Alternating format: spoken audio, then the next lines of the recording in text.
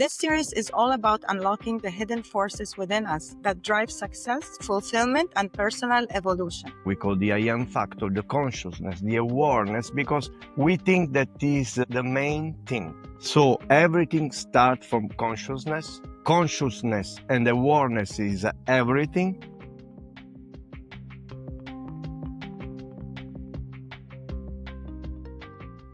Welcome to the very first episode, the I Am Factor brand new series, where we dive deep into the power of self-awareness, transformation, and the role of the mindset in shaping our reality.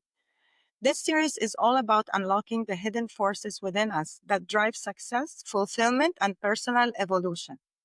I'm Rasha, and joining me in this journey is my co-host, Gianluca Laterza, with over 15 years of experience in travel industry and a decade at TripAdvisor. Gianluca has combined his professional expertise with his passion for personal growth.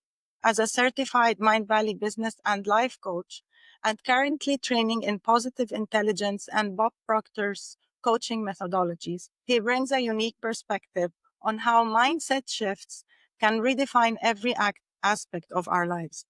Today's episode, The I Am Factor, sets the foundation for what's to come. In this series, we're exploring the core of consciousness, the simple yet profound truth that everything begins with a simple statement, I am. Before anything else, before roles, before achievements, before labels, there is a deeper awareness within us. And where we shift how we define ourselves, we shift our entire reality. How do we break through the conditioned self and reclaim our power? What are the hidden beliefs keeping us stuck? And most importantly, how can we start living as the highest version of ourselves? These are the questions we'll be uncovering today and in this podcast series. So let's dive in and explore the I am factor. Gianluca, how are you? Oh, thank you, Rasha. I'm very well, thank you. I'm very happy to be here. I'm very, very happy that we're doing this together. And maybe you can give an introduction about the series, what it means to you. Yeah, I mean, this series comes from our conversations, I can say, because Russia is my companion in this journey because we started a journey actually with our conversations, usual conversation every week, I think. And so we enjoyed it. And at a certain point, we got aware of many things that we were sharing, no, even very deep. And so we said, why not to share these things, this richness with other people, okay? To make other people rich, to make other people aware of this. And so we created this series that we hope will be enriched also by other people coming here and discussing with us, because actually this is the objective we have for this series. So we wanted to start with the I am and the I am factor. We call the I am factor, the consciousness, the awareness, because we think that is the main thing. So everything starts from consciousness. Consciousness and awareness is everything. So everything we can dream of, everything we are actually experiencing right now is based on our level of awareness, level of consciousness. Exactly, I This is agree. I agree with everything you said. I mean, one thing that I always say to when I have these deep conversations with friends or even with clients is when we were kids, when we were born and when we were children, our inner world was more real than our outer world. And so we had a level of high self-awareness growing up as children. And somehow the outer world became more important at some point in our lives. Maybe as children, our parents were the center of our attention from our outside world. Then, as teenagers, we start getting bombarded with all of these other elements, our friends, school, society, and expectations. And so we start paying more attention to these things that are outside of us, and we forget somehow So some people say we get conditioned, it's conditioning, it's the Yes. programming.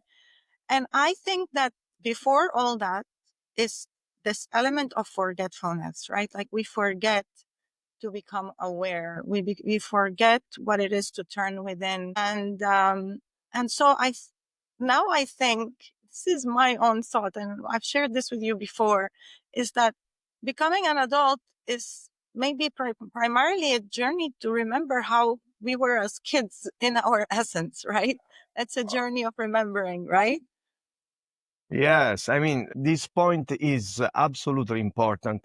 First of all, everything started, I mean, conditioning is the problem.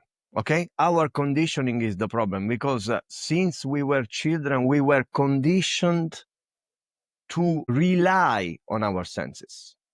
In everything we had to do, we had to rely on our senses. And the main point here is that from our parents, from all people that took care of us, we could hear this sentence: please don't fantasize. Please rely on your senses. What you see is real. What you Yeah. don't see is not real. This is the error. This is the main mistake because Wow. this is what actually changed all our life after. So conditioning is the real problem here. And as you said, we are expression of God. We are expression of a power that is an infinite power. So as an expression of an infinite power, we are perfect. We are Yes. perfect. So there is something inside of us that makes us entirely, that is this self, the true self, okay, that we forgot about. We forgot about. So our journey, our spiritual journey, our personal development journey here is just to not to change ourselves, not to try to be different or to become someone better. And so, because we are the best part that can be. And so what we have to do is just to remember we really are. It's incredible, this part. This change everything in our mind. This change absolutely everything. Yes, there's two things that really stood out for me. What you said, that the conditioning has to do with the senses. So if we really want to simplify everything, because the human mind tends to complicate things. So I guess one of the things we're trying to do here is simplify things. So if we think about conditioning as this, putting more attention to our senses, which this is the connection that we have to the outside world, which this is what connects with what I said previously. It's making the outside world more real through our senses. So if we just focus on this particular point, that will start to help us to realize that what we perceive is not necessarily that absolute truth, right?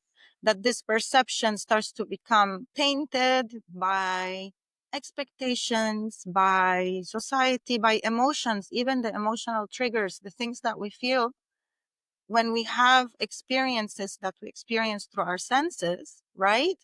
Our body creates chemicals that manifest as emotions and feelings, right? So all of these things taint and twist that perception of what things actually are, the absolute, and it starts to become more relative to you, to your own experience, and we were talking about this, the absolute versus the relative. Maybe I'm jumping a little bit too much there, but that really stood out for me, right? Like what you said.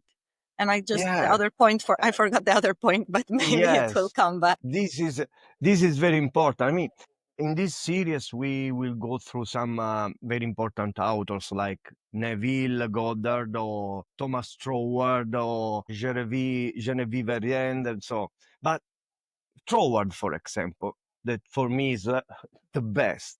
Troward says something very important. Say, okay, there is the world of senses, and there is the world that we can't see. I mean, the visible world and the invisible world. We have to just think about something very important that changes everything. The visible world is the conditioned world. So is the world of conditions and limitations, while the invisible world is the world of the infinite, of the unconditions, of the no limits. So St. Paul says one thing very important that Troas based on his philosophy on. So he says the visible things, they have origin, they are caused by in the invisible things. So yes, we have the invisible world and we have the invisible world and the visible world, but we need to think about this fact that the visible world is the world of effects and the invisible world is the world of causes. So when we are conditioned to rely on our senses, we are conditioned to rely on the effects, not on the causes. This is the mistake. So we are relying on something we can't rely on. This is not the truth, as you said. The truth is in the cause, not on the effect, is in the origin, not in the effect. Because, as someone else says, don't give me the facts. Don't give me the effects. The facts, the effects always change. Give me the truth. This is very important. And changes everything because change your perspective. In life, the perspective is what origins everything. If you change your perspective about life, you change everything. That's true. That's so true. So I want to point out something that you said, the invisible versus the visible. So let's talk about the invisible because there might be people here saying, what are you talking about? And so just to clarify that. So in your own words, can you explain what you mean when you say the invisible world? Well, we can discuss about it from different points. We can start from different perspectives, but I would choose just extemporarily something and say that everything is spirit. Everything is spirit. There is no other reality than spirit. So we are always, everyone is spirit. We are all spirit. It means that there is nothing else than spirit in life. And everything that we perceive as matter is spirit as well. Is spirit in a different vibration. Yes. Manifesting itself as matter. Yes. Yeah. And why it manifests as a matter? Because spirit always tend to express itself as a matter. So this is the journey that spirit has. Start as a pure spirit and tend to manifest itself as matter. So it's matter is spirit as well. Yeah. So we have just spirit. Okay. So the matter, what we perceive as visible, is caused by spirit. Spirit that caused itself and expressed itself as matter. So this is why we say that the invisible world, the pure spirit, originates the a visible world, what we can see. Yes, I totally agree with that. And this is a very simple explanation so that we are all on the same line. And I just remembered the second part that really resonated with me, which is I always like to talk about this aspect of the holistic aspect of the self, right? So we're talking about the I am. And then the holistic aspect of the self, when you're talking about wellness, well-being, and yourself, you can see yourself as a physical, your physical body, your emotional, mental body, and then your soul, spirit body, right? And you cannot have one without the other. So you just, very simply explained, in a simple way, explained that everything originates from the soul, from the spirit, and that manifests itself as the physical body, which has emotions, which has this mental and thoughts aspect to it. And all of them together are, we cannot treat one without the other. So if you have a physical symptom, if you have an emotional symptom, you have to look at everything in a holistic way, in a bird's eye view way in order to understand, because you can treat symptoms that come to you from the physical body, and then you will be just treating those symptoms, but you're not, like you said, you're not treating the cause, and you have You to are look at the treating the cause. effect. You're Yes. treating the effect, you're not looking at the cause. And this is the base for functional medicine, and then all the new, neuroscience. Everything goes back to understanding the purpose, the cause of everything. And just like you simply said it, it's, if you cannot forget this aspect of the soul, because that will give you the explanation of everything else, that will unlock everything else. But all you have to do is tap into it. And it's our born like right, we are born with that right, we are born with that understanding. It's within us. In Arabic we say, we were talking about it before, it's a fitra in our being. Like, it's not something anybody can explain or teach you, because you already know. So isn't it funny that we grow up trying to remember what we already know by our intuitive self, right? Like, Yeah. it's just, yeah, that's amazing. Yeah, I mean, the holistic medicine was invented by Dr. Truman Fleet in 1934. And he was the one that said, yes, we actually live on three different levels of existence. So spiritual, intellectual, and physical. Mhm. And he said, when we try to cure illness and so, we are trying to cure just the symptoms, but this is not this is not something that we can do, because we have to cure the causes and not the effect. So he was the one that created also the stick person that Bob Proctor, for example, used. This is a picture of the mind, okay, that Bob Proctor used extensively during his life.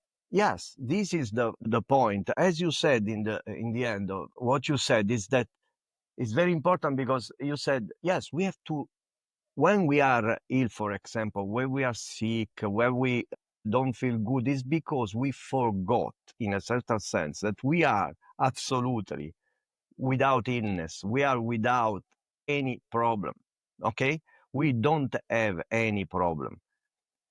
We forgot it, and our conditioned mind believes that we have problems. Yeah, absolutely. Yes, just to collect some sentences from some books by Neville Goddard. I think the main one is I Know My Father, written in 1961. But the first two sentences are from another masterpiece by Neville Goddard, that is The Power of Awareness. This is taken from the book The Power of Awareness. The very center of consciousness is the feeling of I am. I may forget who I am, where I am, what I am, but I cannot forget that I am. This is Wow. something incredible, because really it's something that I experienced where I was, I think, 12, 13, the first time. It was a moment I remember very clearly where I were. It's incredible, this moment. I remember very well the place where I was, the moment of the day, and so on. And I remember that for the first time in my life, probably I understood that I was living. I was actually enjoying life, something that we call life, that didn't come from me, but it was part of me. It was my essence in that moment. It was incredible. It was an awareness, a moment of awareness of a child, 12 years old, that was incredible. Wow. And yes, and the evidence of this is that I still remember about this moment. And so we are, if we can find a description of us. So if you ask who you are, who I am, you just say, I am. This is Mm. our essence. We are. And when we say this is, and everyone say the same, we forget, Neville Goddard says very, very clearly here, very correctly, I may forget who I am, where I am, what I am, but I cannot forget that I am. If I have amnesia, for example. I forget everything, but the only thing I can't forget, and so I'm always aware of, is that I am. Yes. It's And incredible.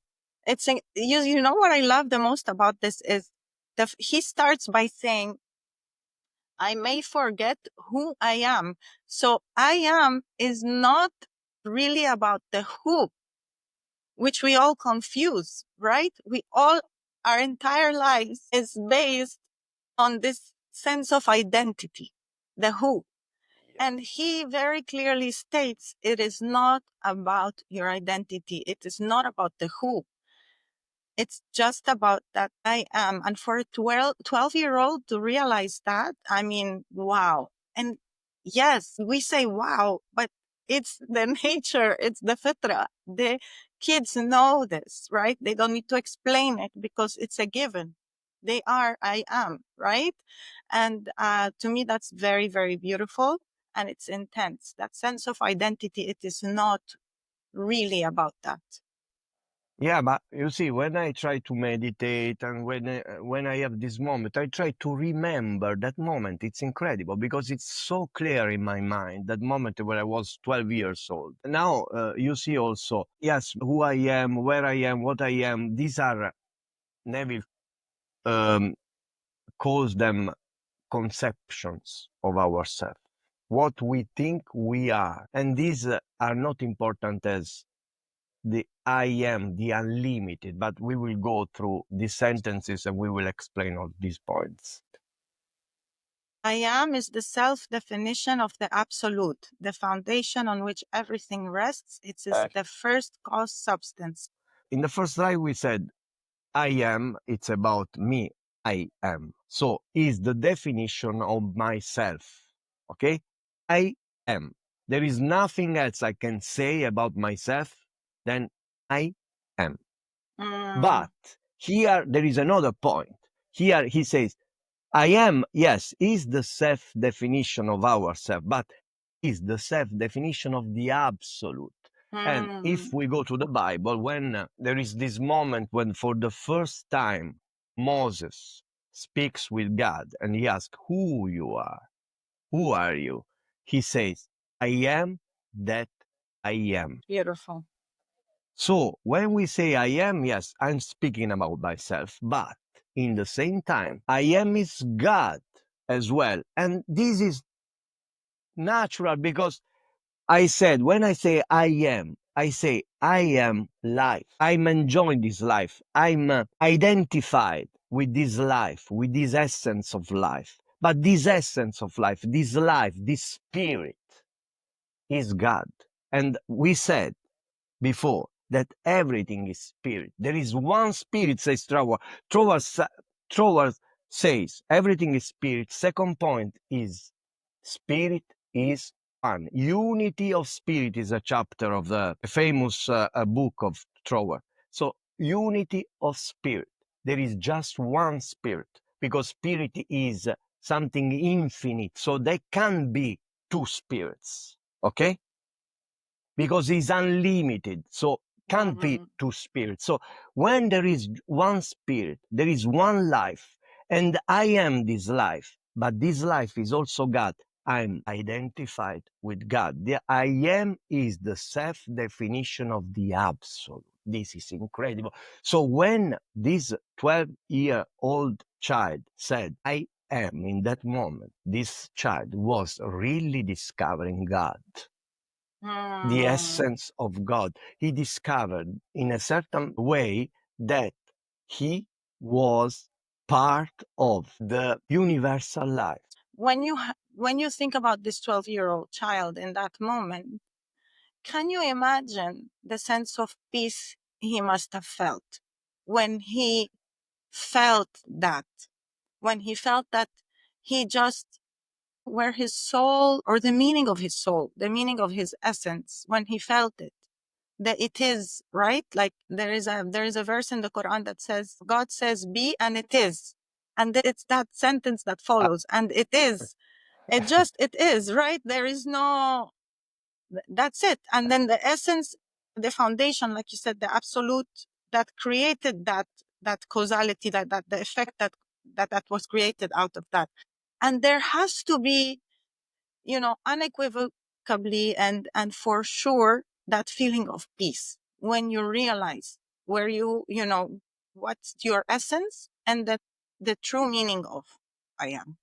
Yeah, peace, joy. And this is the reason why I remember that moment. Because, a child, why is so happy? Why so joyous? Because he is an explorator. He wants to explore. He wants to discover things. In that moment, this child discovered the secret of life. Imagine how joyous and how happy this child could be in that moment. And you said something very interesting. This a sentence from Quran that we can find also in the Bible. God says something, and this thing is just is. Be as it is, and this is the and this is the topic of today. Because look here, I am is the self definition of the absolute, the foundation on which everything rests. Why everything rests on the I am? Because if you say I am something, this something, this something just is. In Yeah, that moment, when you say I am, it yeah, is the first cause substance of everything. If we are, we are living and we are aware of ourselves, this is just because there is an entity that in this moment is aware of us. So we say that we are in the yes. mind of God. The moment the unconditioned awareness becomes conditioned, a differentiation takes place within the formless awareness. This is already the creative process. So there is this awareness, this I am, this unlimited awareness, the unconditioned Yeah. awareness. And here we are in the absolute. This is God and this is us when we say just I am without Mhm. anything added. This unconditioned awareness becomes conditioned.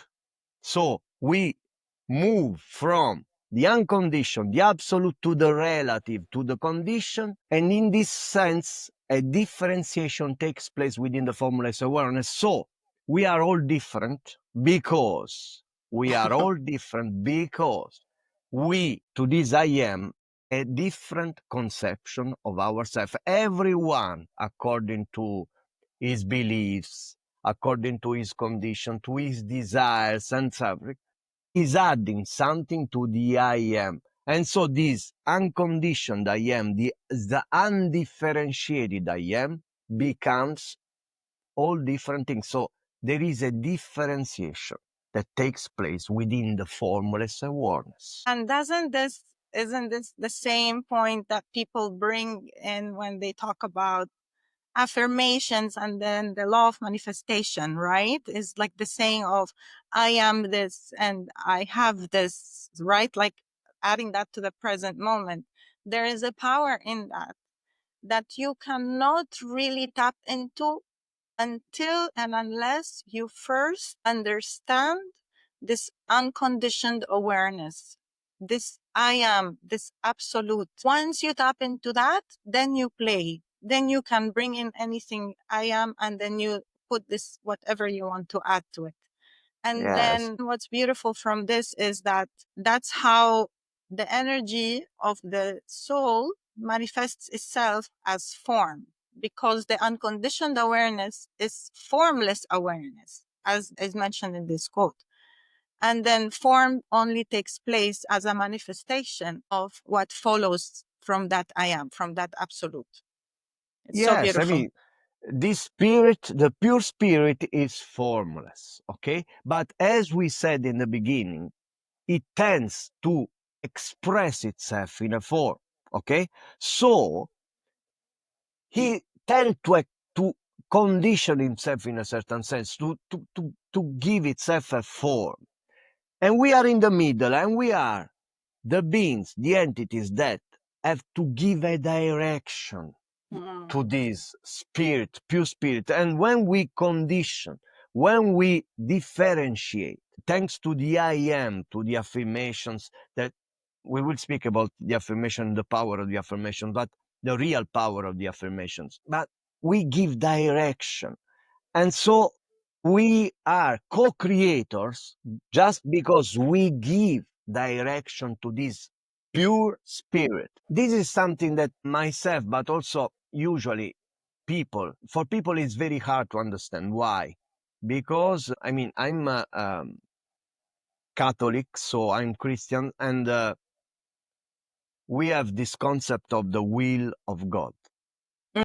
And so every time you say, okay, but you can't decide something because we need to respect will of God. And so you say, okay, so there is this God that is an individual, because if he has a will, is an individual, okay? So he has his own volition that can be also against my volition. So I have to respect this will of God. And from this comes the fact, for example, that we usually have problems with desires. And we will speak about desires. So we can't desire anything. It's better not to desire anything, because anyway, if I desire, it's like I can be also against God. No, no, because this pure spirit doesn't have its own volition, says Trower. And this pure spirit wants to express itself into form, but it can't, is in the absolute. Okay, I don't want to become very philosophical, but anyway, is in the absolute, and it can't express itself into forms in the particular, in the relative. It can do just through us. So he's waiting for us to give a direction. He's waiting for us to give it a direction. So what about our free will, right? Because yes, there is a law. The law of free will is kind of like an absolute law, right? Like it oversees or supersedes all of the other laws. So the way I understand what you just said in my own life experience and in my own understanding of, religion or the relationship that I have with God is there is the law of the free will, which cannot be broken by anything else. And then there is the soul's purpose. So the way that I see what you call the will of God, in my understanding, my limited understanding, is that there is a purpose of your soul, right? And which is to increase in awareness, increase in consciousness, become closer and closer to the absolute, right? Awareness, which is, the creator, God, right? And so your soul's purpose is that. And then when I refer to what people call the will of God, my understanding of it is the highest purpose of my soul. And then I have free will. And then through my free will, I make choices and I take action based on these choices. And this action could be in alignment with the soul purpose or not in alignment with the soul purpose. If it's not in alignment of the soul purpose, I will face challenges, I will face hardships, obstacles, and things, because automatically the soul wants you to align to its purpose, right? Which is increasing in mainly it's increasing in consciousness and awareness and becoming closer to the creator. So that's how I understand it. What do you think about that? I mean, we have to think about it in a larger sense. First of all, spirit, says Strowers, doesn't have its own volition. But, as Strowers says, my mind is a center of divine operation. Divine operation is always for expansion and fuller expression. This is the purpose of the spirit. Okay? So it wants to express itself. It wants to express itself. He wants you to give a direction to it for its own expression. Then this direction can be something positive or something negative, depends on you. It expresses itself. So even it expresses itself in a negative way if you give a negative direction to it.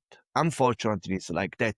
Is this spirit and all the process of the creative process is absolutely amoral. this amoral, this is our free will. How we explain also the evil. And Trowell speaks very clearly about it. Maybe we should speak in another appointment about it because it's. Yes. So he says, you give direction, can be positive, can be negative. You give the direction to this power. Okay? But this power is law. So laws are modalities of it's how this power works. So there are laws, universal laws. If you doing something negative go against, probably you will go against some laws. So Trower says it will crush him. So this person will be crushed by the law. That works for everyone the same, not for this person because I want to punish this person that did something negative. No, it's just because there is a law. It's like every other kind of law is impersonal. In fact, St. Paul says God is not a respecter of person. Okay?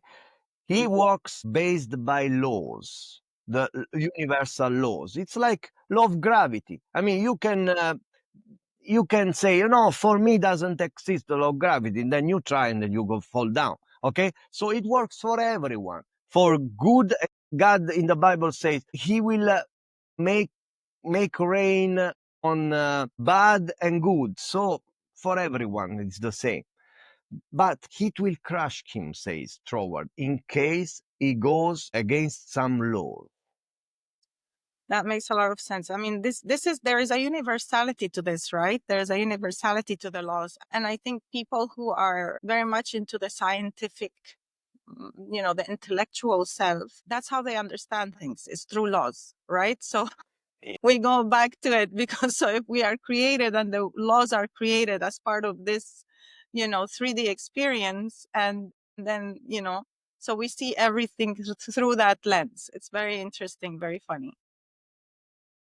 So we still have a lot of content to cover as part of what we had planned. And I think we're going to have a part 2 of the I am factor. So we can continue this conversation. But we're running out of time. And I think the listeners and viewers of this episode will have quite a bit to digest from the information that we shared and we discussed today. But yeah, as always, Gianluca, this was an absolute pleasure. It was really fun. And I'm very happy that we got to start this together. I mean, like you said initially, we've been talking. I mean, this is the way that, our meetings go every single time. And I think, that intention to kind of put it out there, we finally got to do it. So thank you. Thank you for your time. And this was really amazing, and looking forward to the next one. Thank you, Rasha, for your support.